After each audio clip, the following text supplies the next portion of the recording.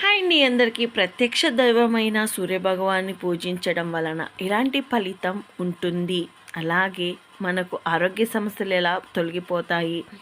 ఎవరైతే సూర్యభగవాన్ని ప్రతిరోజు పూజిస్తారో అలాంటి వాళ్ళకు ఎల్లప్పుడూ విజయమే వర్తిస్తుంది. కోరిన కోరికలు నెరవేరుతాయి. తెలివి, బలం, గౌరవం, సంపద మరియు ఆరోగ్యంతో ఉంటారు. ఆదివారం సూర్యభగవానుడికి ఆరాధన అత్యంత ప్రియతకరమైన రోజుగా మనందరికీ తెలిసింది. అయితే ఆ రోజు ఉదయాన్నే తలంటు స్నానం చేసి గంధం పూసుకుని గంగాజలంతో స్నానం చేసి సూర్యభగవాన్ని పూజించడం. దీని తర్వాత సూర్యభగవానికి పంచదార బియ్యం మరి పూలు సమర్పించాలి. దీని తర్వాత సూర్యభగవానికి నమస్కరించుకొని ఓం సూర్యాయ నమః మంత్రాన్ని జపించడం ద్వారా చాలా మంచి జరుగుతుంది. సూర్యుని ఆరాధించేవారు ఎప్పుడు ఆరోగ్యంగా ఉంటారు. ప్రతిరోజు ఉదయాన్నే సూర్యుడికి నీరు సమర్పించడం వలన కోరిన కోరికలు తొందరగా నెరవేరుతాయి.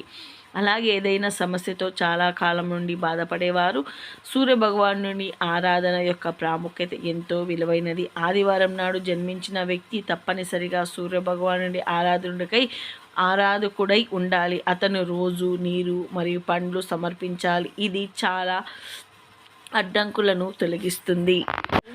చాలా కాలం నుండి ఉద్యోగం దొరకని వారు సూర్యభగవాన్ని పూజించడం ద్వారా అనుకున్న ఉద్యోగం పొందుతారు. సూర్యభగవానుడి ఆరాధనతో ముఖ సౌందర్యం పెరుగుతుంది. భయంకరమైన వ్యక్తిత్వం సూర్యభగవానుడి పట్ల తనకున్న అంచంచలమైన భక్తితో నిర్భయంగా మరియు బలంగా మారుతుంది.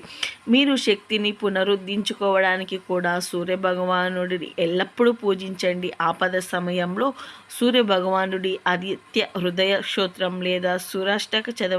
ఇది చదివేటప్పుడు తూర్పు దిశగా అభిముఖంగా కూర్చోండి. సూర్యభగవానికి నీతో సమర్పించడం లేదా రాగి పాత్రను మాత్రమే ఉపయోగించాలి. అప్పుడే మీరు చేసిన ఏ పూజ అయినా విజయవంతం అవుతుంది.